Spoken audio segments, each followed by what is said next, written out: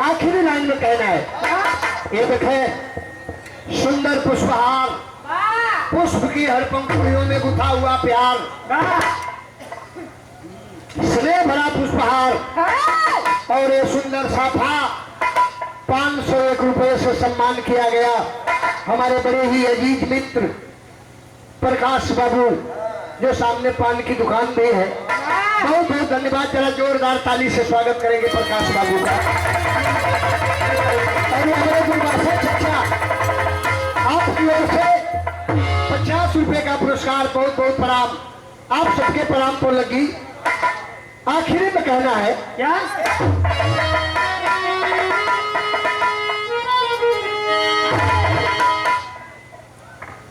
क्या बहनों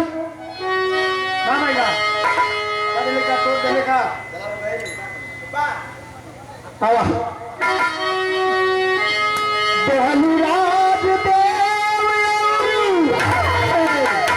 बहनुराज